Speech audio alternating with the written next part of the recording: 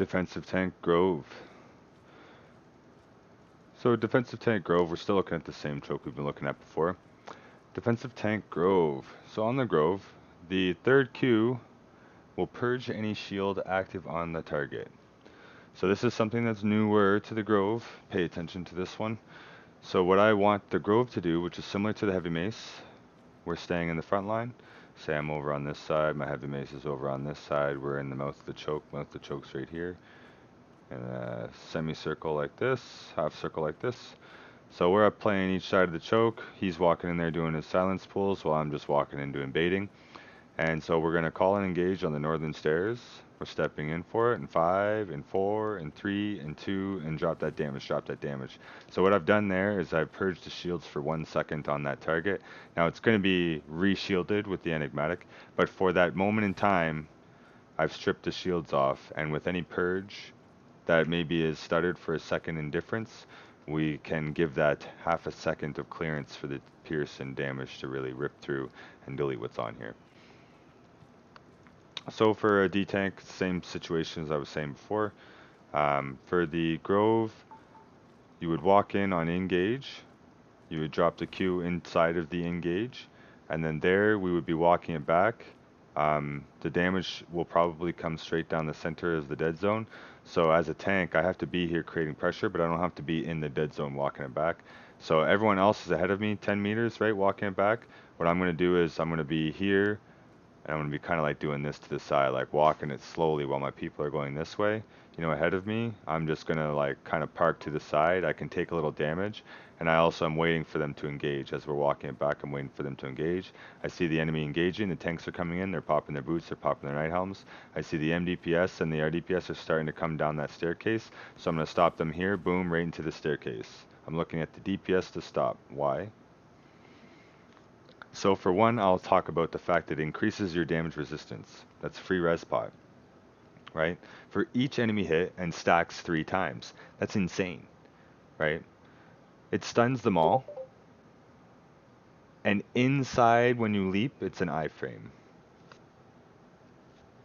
This is huge, right? So when you go in for your E, if you proc your boots, your rush, you'll get the CC edition. And so you're walking it back, and you see it coming in, you see it happening, and you just rip into them. Boom, huge, right? As soon as you do that, they're still coming, they're still going. So instead of walking back against them, right? We don't have an engage for 20 seconds, 25 seconds. We just engaged, right? The enemy is now countering. So walking this way is kind of counterproductive, right? In my opinion, you'd hit them with the E, stopping them, and then you'd instantly start walking it back. Why? Because they're not just looking to engage, but they probably have boots procced, right? So now we can lay down the Duskweave. If we talk to my friend, the other D-tank, about timing of Duskweave, he might have placed his first, I'm placing mine second. The Duskweave slows all enemies and purges the movement speed buffs. That's huge. The opportunity is huge. So you might not have purged them all, or they might have dodged it, and they're still coming through. This next move, the Judy helmet, is on a little bit of a delay. It says that it doesn't have a delay, but watch when we click it, and I'll say vocally that I click, and you'll see the delay. So I'm walking it back, click. You see, it was like almost a full second afterwards, and it walked. Actually, I don't think it walks with me. It stays in the position that I casted it from. I'll cast it again just to show you guys. But that means that you can kind of lead it. You have to lead it to be able to get it to where you're going, because when I'm shooting it and I'm walking, it's going to be like right here where it actually expands, right? But if I'm chasing someone down, I need to know that, right? Because that means I need to step 1 second or 1 step farther than I need for that late delay of activation to get the people I need. Or else what's going to happen is it's going to be late. So that works. If we're walking back, say the enemy's behind me, and I walk it this way, it works when the enemy's chasing me, right? But it doesn't work when I'm chasing the enemy. And I'll show you it again here. So say I'm walking it back, the enemy is right here, and I'm trying to get to them to stop them with the D because everything else is blown. So let's say I'm moving, click. Oh, sorry, wrong one. I'm moving, click. So it does follow with you. It does follow with you. So I clicked it about here, it came with me, executed about here. So it was like about a second delay, but it did carry with me. So I at least remember that. So that'll be just something you keep in mind, because it says there is no cast time on it. but something's going on there, and we'll call it a cast time so that you just feel it and play with it.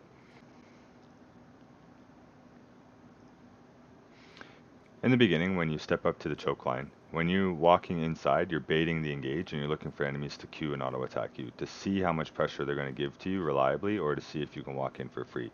So say you walk in here and they give you a shitload of pressure, or they look to engage on you, please walk out as soon as possible so that if you get engaged on, you get engaged on here, so that the support is in distance and the healer is in distance to be able to hit you and protect you and help you live.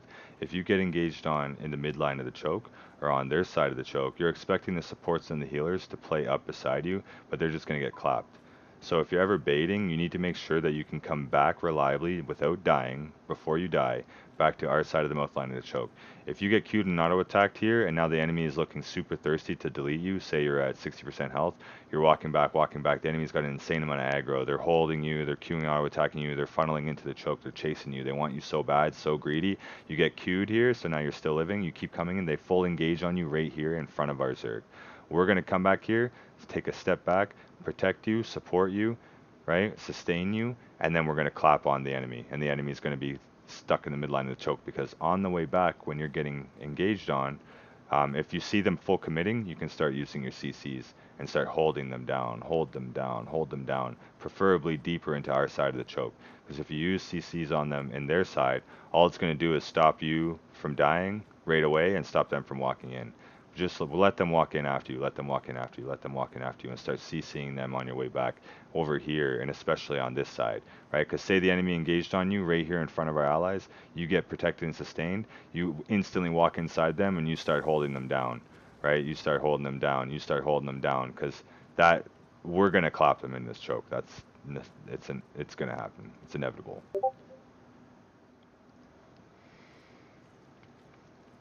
Alright, so I'll say, Lord's saying step into the choke, step into the choke. The enemy's on the northwest side, step into the choke and hold this choke. So we're holding this choke. So the mouth of the choke is here. Big mouth of the choke, so the D-tanks should be playing really no inside of here unless they're baiting. So let's say I'm going in and baiting. So I'm looking inside and I'm leashing. I'm looking inside, grab Qs and auto attacks, and I'm leashing. I'm trying to get into the little sides, and I'm seeing how much aggro I have in the dead zone, or if I'm playing the other side, I'd be doing this on the other side. So I'm walking in and I get Qs and auto attacks aggro easily. So I'm queuing and auto attacking on whatever's in front of me as well. But easily they push me out with the aggro. So I'm looking to come back here and get queued up by the healers. So the healers tops me off. Now I'm stepping back inside. This time they gave me a lot of aggro, so I'm going to try to sneak in here next time. That way, if they're looking to engage, I have the ability to just jump from right here instead of coming in from here and being stopped potentially, right? So I'm here, I'm in range. If the enemy's going to engage first, we can just go like, tanks are walking by, you see the boots, you see the night helms, I can just pop my boots, pop my E, and stop the MDPS or DPS. If they engage first, I can easily do that. Other things I can do also is walk into them and just use my Judy helmet right off the bat.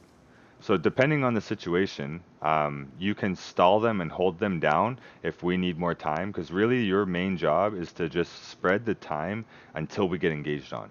So the enemy's going to have engage, right? So either we stop them fully where they fail and they don't commit to the engage, they abandon it, or we slow the amount of time for the enemy to engage so that we get our CDs back and we can engage faster. So the longer you hold the enemy down when they're engaging us, they're engaging us, they're engaging us. When we go to return fire, we might have our CDs up here, or we might wait 2 seconds longer, and then they're already out of the choke. Right? So that's generally the basis of what you're doing, is just spreading your CCs as wide as possible and holding the enemy for as long as possible. So we can hold them down in this choke after we try to fail their engage. And that's pretty much it. So we walk up to this choke.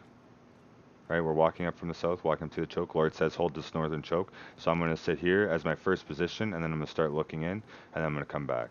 And then I'm going to look in. And what I'm doing here is I'm stepping in farther if I don't have much aggro, but I'm peeling.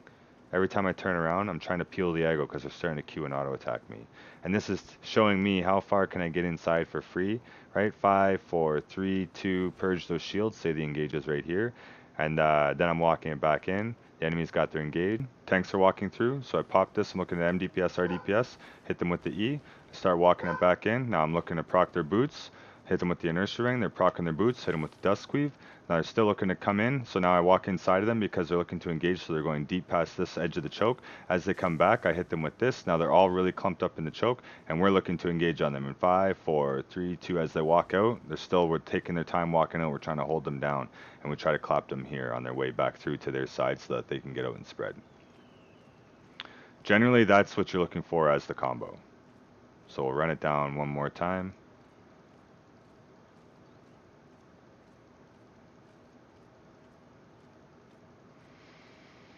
So Lord's saying, walk up to this northwest side, step into the northwest. We're holding this choke at the northwest. Hold this choke at the northwest. So now I'm holding here. I'm holding at the mouth of the choke.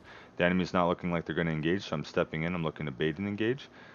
Looking to bait and engage. I'm coming back because their Q's an auto attack, so now I'm trying to sneak in, try to take as little aggro as possible, so I'm sneaking the side.